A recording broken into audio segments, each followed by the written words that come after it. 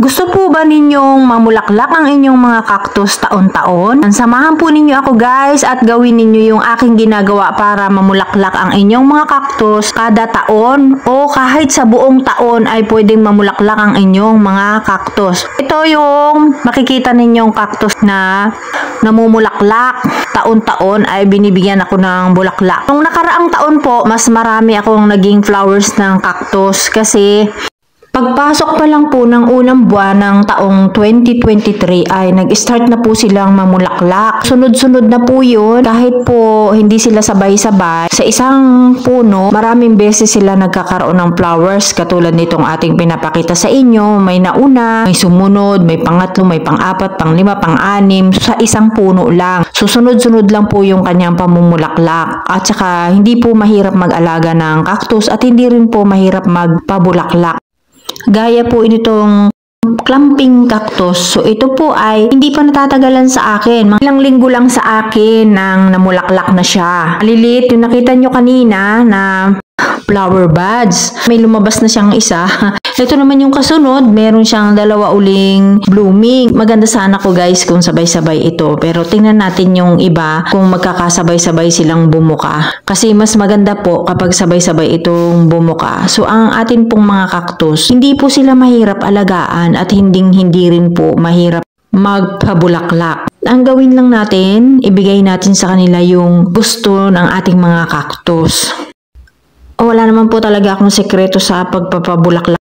At marami kasing nagtatanong sa akin guys kung ano daw po yung aking pinapabulaklak o nilalagay na pampabulaklak, paano daw namumulaklak ang aking mga cactus. Mga nagko-comment sa akin o nagme-message, ilang taon na daw po yung kanilang mga cactus, hindi pa naman daw po nagkakaroon ng flowers. Ano daw ba talaga yung aking nilalagay para mamulaklak ang aking mga cactus? So guys, napaka-simple lang po ng ginagawa ko para magkaroon ng mga bulaklak ang aking cactus. Ang ginagawa ko po dito is naka-direct sunlight po sila at saka naka-full sunlight. So mag-start po ng umaga hanggang alas 4, naiinitan na po talaga sila. At saka rain and shine po ang aking mga cactus. Mga ilang taon na po na hindi pa ako nakakapagpabubong. So okay lang naman silang maulanan, pero meron din po tayong ibang cactus na hindi pwede sa ulan. Kasi itong mga cactus ko matagal na sa ulanan. Pero itong ating clumping cactus na maraming mga flowers, ilang linggo lang po sa akin yan. Tingnan po ninyo, napakarami niyang magbigay ng flowers. Pag naibigay natin yung gusto ng ating mga cactus, ayan, magbibigay po sila ng maraming bulaklak. At ang maganda po sa ating mga cactus guys, kapag nag-start na po yung mamulaklak, tuloy-tuloy po silang mamulaklak. Last year po, hanggang sa matapos ang taon, meron po siyang bulaklak. Halimbawa, katulad nitong clumping cactus, pwede rin pong siya paulit-ulit na mamulaklak yan. At yung katulad ng aking pong cactus na chocolate cactus, yung may yellow flowers, last year po, ganyan din po yung flowers niya, napakarami, sabay-sabay din po sila, nag-ulit-ulit din po silang mamulaklak. So yung iba, hindi ko na pinupost kasi paulit-ulit din lang po yung pagpa-flowers nila, madami din, at yung isang beses, napakarami pong lumabas, isang dosena, yung pink, ayan, sabay-sabay silang lumabas na 1 dozen. So meron ding kung ilan, may 5, may 6. So, iba-iba po. May 2, ganun lang ang pag-flowers nila pero tuloy-tuloy siya.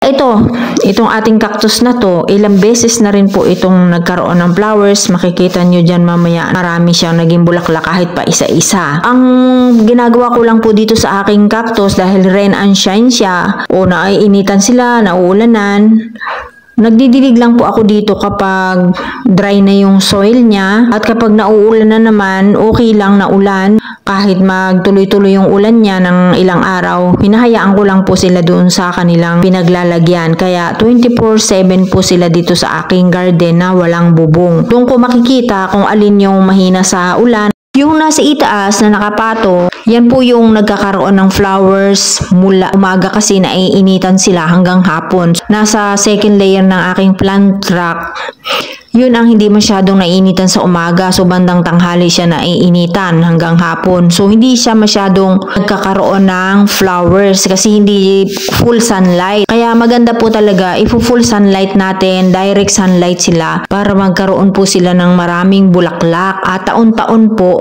na magkaroon sila ng bulaklak. Automatic po lalo na kapag season nila. April, May, June. Ngayon po July na, nagkaroon pa rin po ng bulaklak itong ating mga cactus. Ito, makikita nyo ang dami. So, magkakaroon pa rin po yan ng ibang flowers. At yung iba nating cactus, ganun din po. Nagbibigay din sa akin ng maraming bulaklak. Itong ating po siya ang flowers. Malaki ang flowers nito. Compare natin sa ibang mga cactus. Maganda po yung bulaklak nito. Kaya lang, hindi po siya tumatagal ng matagal. Marami tayong cactus na hindi tumatagal ng ilang araw. Pinakamatagal na namumulaklak sa akin ng ilang araw, kahit abutin ng 5 araw pwede. So, ano na siya, ganyan na. 2 araw lang siya bubuka tapos wala na. Meron din tayong 1 araw lang. Kaya kailangan nating abangan. So, ito po, inabot na siya ng ulan kaya hindi na siya bumuka. Ayan yung una na pamumulaklak niya. Pangalawa, tuyo na sila. At ito naman yung pangatlo na hindi na natin naabotang bumuka kasi umulan po ng madaling araw. Paggising ko sa umaga, pagtingin ko, ganyan na po. Hindi ko na inabot na bumuka. Tapos ito guys na gatuldok lang. Ito na siya nagkaroon na ng flower buds. Ganun po ang ating cactus. Ito na siya ngayon, bumuka na. Ayan po ang ating cactus, ganda kapag bumuka. So, nakakapagpasaya din po yung mga bulaklak ng ating cactus kapag nakikita natin. Tapos, ito, meron na naman pong 2 na nakalabas dyan na flower buds na maliit pa lang. Ito na siya ngayon. Malaki-laki na. Inabot na naman ng ulan itong isa. Kaya hindi na naman natin nakitang bumuka. So yung isa, try natin kung maabutan natin yan ng nakabuka. Kapag naabot ng ulan, hindi na naman natin to aabutin ng nakabuka. Kapag inabot ng ulan yung ating mga cactus na naka-open, mapapasukan ng tubig yung loob. Mamamatay na sila, hindi na sila bubuka. Flowers. So ito yung flowers na naabot ng first week of July. Meron siyang bulaklak. So, ito binaba ko muna guys para wala siyang katabi. Meron pa rin tayong flowers pero meron pa rin po diyang lumalabas na maliliit. Ito naman po yung pinagbago ng ating clamping cactus. Meron na siyang mga bagong pops na maliliit. Madadagdagan yung ating clamping cactus ng maliliit na pops. At saka dito meron din po dito sa gilid. So, basta may nakita tayong mga puti na tumutubo dyan sa ating mga cactus na maliliit, yan po yung magiging bulaklak na natin. Huwag na natin siyang gagalawin.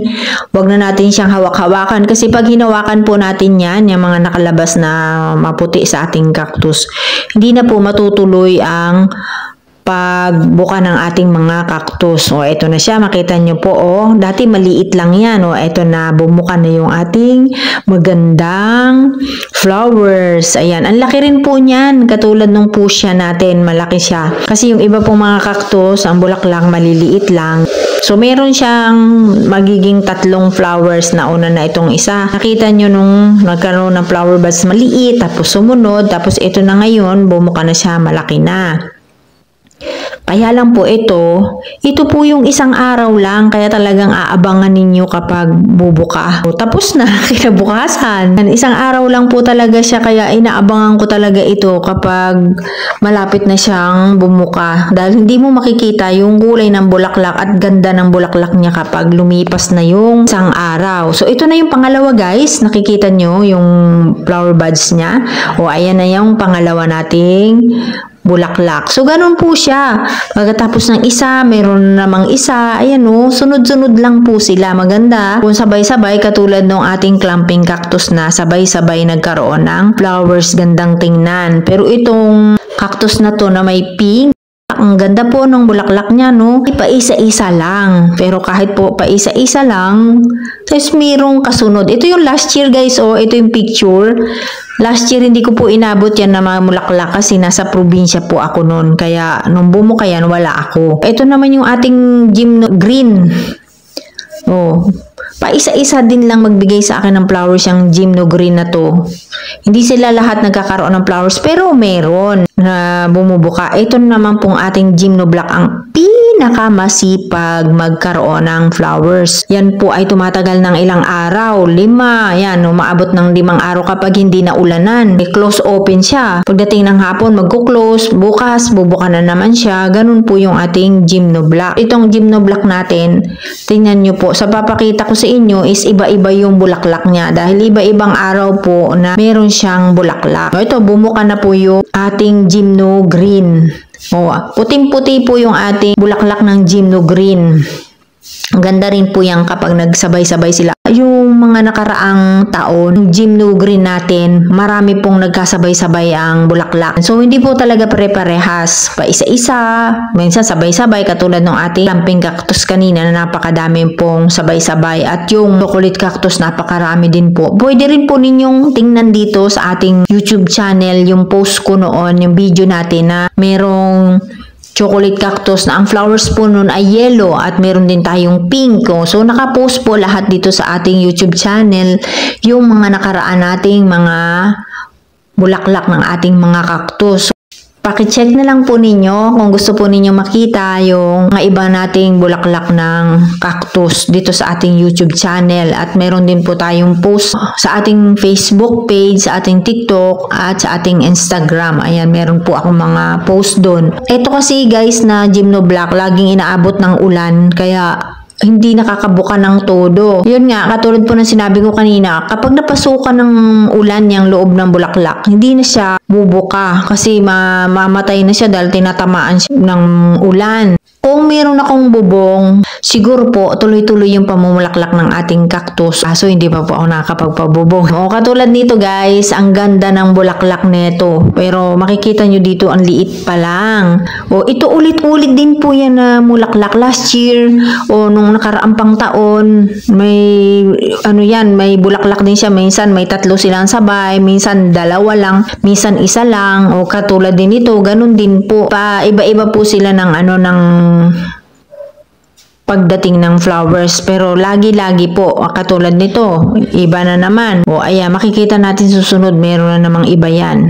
Itong ating ibang cactus dito sa ating gymno, ayan, meron siyang isang maliit na bulaklak. So, ang liit lang po ng flowers nito, mga variegated.